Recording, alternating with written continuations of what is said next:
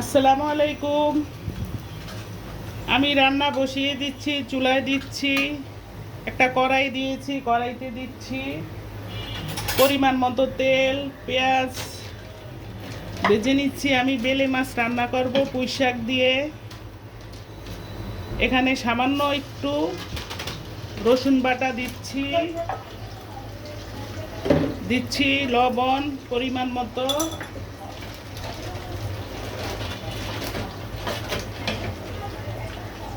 আর একটু রসুন বাটা দিচ্ছি।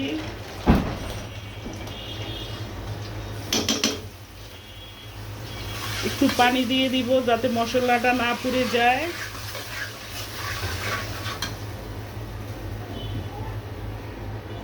এখন গুঁড়া মশলাগুলো দিব। এখানে হচ্ছে মরিচ গুঁড়া দিচ্ছি, মরিচ গুঁড়ো দিচ্ছি, হলুদের গুঁড়ো নেড়ে চেড়ে দিচ্ছি।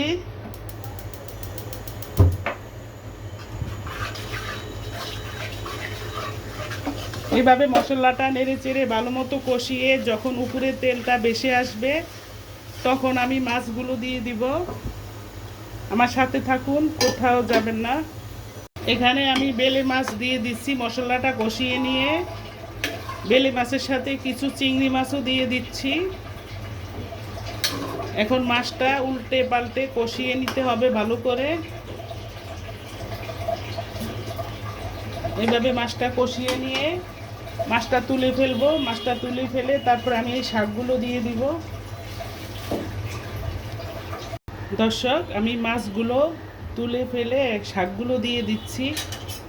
মাছের যে ঝোলটা ছিল ওটার ভিতরে আমি শাকটা দিয়ে এখন নেড়ে চেড়ে উল্টে পাল্টে শাকটা কষিয়ে ভালো মতো তারপরে আবার মাছগুলো দিয়ে দিব। এভাবে নেড়ে চেড়ে নিচ্ছি। একটা ঢাকনা দিয়ে কিছুক্ষণের জন্য ঢেকে দিব। কিছুক্ষণের জন্য ঢেকে দিয়েছি, সাথে থাকুন, কোথাও যাবেন না। শাকটা আমার মজে গিয়েছে। এখন আমি উল্টে পাল্টে মাছগুলো দিয়ে দিব।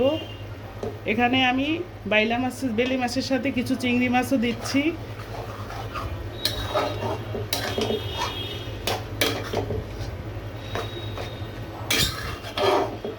বেলে মাছ দিয়ে পুঁই শাকটা খেতে দারুণ লাগে।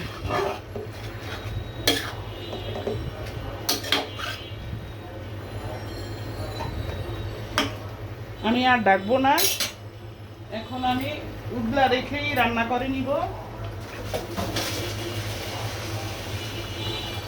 উদলা রেখে রান্না করব। অল্প করে একটু পানি দিয়েছি ডাঁটাগুলো সিদ্ধ হওয়ার জন্য।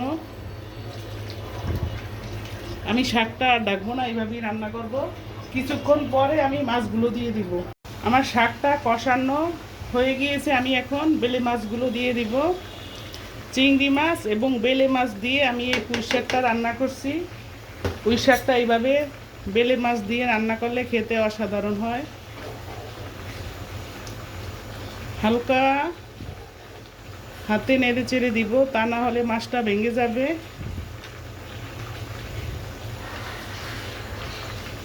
এইভাবে নেড়ে চেড়ে দিচ্ছি। আমি লবণটাও চেক করে নিয়েছি, লবণটাও ঠিকঠাক মতো হয়েছে। কিছুক্ষণের জন্য আমি চুলায় আরও কিছুক্ষণ রাখবো। কিছুক্ষণ পরে চুলার জালটা বন্ধ করে দিব। সাথে থাকুন।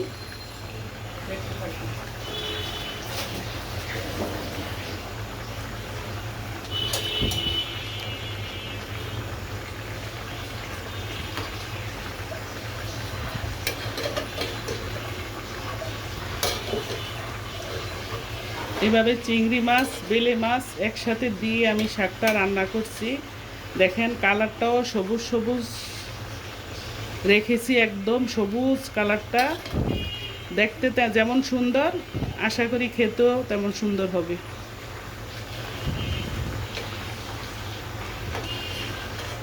চুলার জালটা আমি এখন বন্ধ করে দিব। এইভাবে একটু জল জল রাখবো।